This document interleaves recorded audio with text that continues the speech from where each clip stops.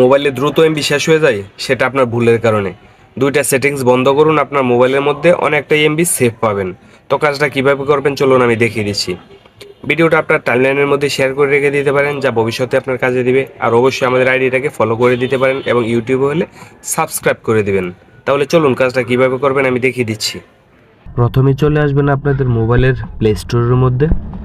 Play স্টোরটা open করার পর আপনাদের যে প্রোফাইল পিকচার আছে সেখানে একটা ক্লিক করে দিবেন। দেওয়ার পর একটু নিচে আসবেন, নিচে এসে দেখবেন এখানে লেখা আছে সেটিংসে আসার পর এই যে নেটওয়ার্ক, এখানে একটা ক্লিক করে দিবেন। তো দেওয়ার পর প্রথম আপনারা যেটা করবেন, O2 আপডেট অ্যাপ, এখানে একটা ক্লিক করে দিবেন। তো আমার এটা বর্তমানে যেটাতে দেওয়া আছে এটাতেই দেওয়া থাকুক বা এখানে দেওয়া থাকুক বা এখানে দেওয়া থাকুক, আপনারা এই উপরের তিনটা থেকে একটার মধ্যেও রাখবেন না, জাস্ট নিচেরটার মধ্যে দিয়ে দিবেন। ডোন্ট O2 আপডেট অ্যাপ, তো এখানে দিয়ে দিবেন। তো এখান থেকে আবার বেরিয়ে যাবেন। এটা দেওয়া শেষ, বেরিয়ে যাওয়ার পরে এই যে নিচে আরেকটা অপশন দেখেন O2 প্লে ভিডিও। তো এখানে দেওয়া আছে দেখেন আমার এখানে O2 play video over wifi only.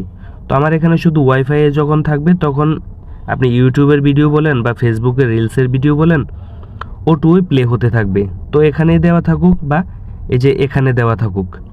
উপরটায় যদি দেওয়া থাকে আপনাদের ওয়াইফাইয়ের মাধ্যমেও চলবে, আপনাদের মোবাইলের এমবি থাকলে মোবাইলের এমবিও কাটবে, O2 প্লে হয়ে যাবে। তো আপনারা দুইটা থেকে একটার মধ্যেও রাখবেন না, জাস্ট নিচেরটার মধ্যে দিয়ে দিবেন, দিয়ে জাস্ট ওই যে ওকে করে দিবেন।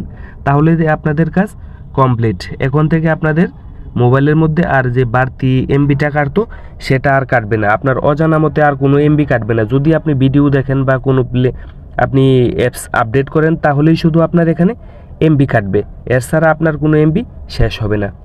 তো আমি সাব্বির আজকের মতো এখানেই বিদায় নিচ্ছি, দেখা হবে নতুন কোনো ভিডিওতে। সবাই ভালো থাকেন, সুস্থ থাকেন, আল্লাহ হাফিজ।